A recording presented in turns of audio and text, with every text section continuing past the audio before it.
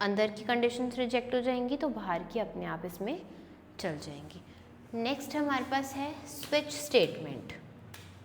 Switch statement ये क्या होता है? Used when you can need to compare a single value against many specific options, cleaner than a long chain of else if when checking one variable. Means यहाँ पे हमारा switch case आ जाता है। Switch case, switch case में क्या होता है? ये रिमूव कर देता है इफ एल्स को, इफ एल्स को रिमूव कर देता है ये। मीन्स इसमें चीज़ें और इजी हो जाती हैं। अब यहाँ पर लेट्स टेक एन एग्जांपल कि यहाँ पर है स्विच वैल्यू। मैंने यहाँ पर कुछ भी स्विच में वैल्यू लिखी, उसके बाद मैंने केस 1 बनाया, ठीक है। देन ब्रेक, लाइन ब्रेक के लिए यूज़ किया मैंने ब्रेक, केस 2 डालने के लिए। देन केस 2 चलाया मैंने, यहाँ पर ऑप्शन 2 रखा, देन ब्रेक। उसके बाद एक डिफ़ॉल्ट कि अगर ये भी नहीं चला, ये भी नहीं चलेगा तो डिफ़ॉल्ट चल जाएगा। ये हमारा इफ एल्स से ज़्यादा इजी हो जाता है और इसमें हम मल्टीपल कंडीशंस डाल सकते हैं। एक और एग्जांपल देखते हैं।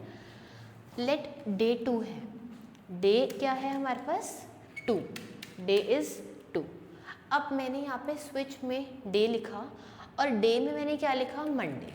कंसोल में मैंने केस 1 में लिख दिया मंडे। देन मैंने ब्रेक दिया, फिर उसके बाद मैंने केस 2 में लिखा कंसोल डॉट लॉग ट्यूसडे, फिर मैंने ट्यूसडे भी ऐड कर दिया। फिर मैंने यहाँ पे ब्रेक दिया, मैं वेडनेसडे भी ऐड कर सकती थी। इसमें हम मल्टीपल कंडीशंस को ऐड कर सकते हैं। लास्ट मैंने एक डिफ़ॉल्ट सेट कर दिया, that is console dot log invalid day. Means अगर ये भी डे नहीं हुआ और अगर ट्यूसडे भी नहीं हुआ तो हमारा डिफ़ॉल्ट चल जाएगा। अब इसका आउटपुट क्या होगा? इसका आउटपुट ये होगा कि अगर day is 2, Monday is the first day and the second day is Tuesday, तो इसका आउटपुट क्या होगा? ट्यूसडे।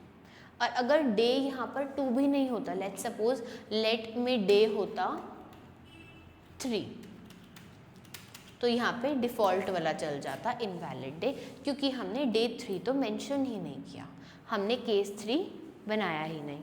तो स्विच केस ज़्यादा इजी हो जाता है। एक इसकी क्विक समरी देख लेते हैं। Here is a bird's eye view of all the conditional tools in JavaScript.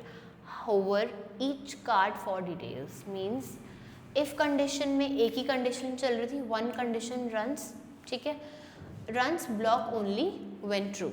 अगर true नहीं है तो block हो रही थी। Second हमारे पास आया था if else, means there were two conditions. Means या तो if चल जाएगा और अगर if नहीं चला तो else चल जाएगा। उसके बाद आई थी हमारे पास एल्स इफ, जिसमें हमारे पास मल्टीपल कंडीशंस थी कि ये नहीं तो ये नहीं तो ये। एल्स इफ मीन्स इफ़ चलाया मैंने यहाँ पर, उसके बाद मैंने एल्स इफ की कंडीशंस चलाती गई मैं यहाँ पे, मल्टीपल कंडीशंस, और लास्ट में एल्स जो कि हमने डिफ़ॉल्ट सेट कर दिया था। उसके बाद आ गया था नेस्टेड इफ। नेस्टेड इफ में इफ़ के अंदर एक कंडीशन के अंदर और कंडीशंस थी, ये नहीं तो वो चल जाएगी। उसके बाद हमारे पास आया था स्विच केस, जो कि बहुत ईजी है, जिसमें हम मल्टीपल कंडीशंस भी रख सकते हैं और इफ़ एल्स का इसमें रिमूव हो जाता है रोल सारा।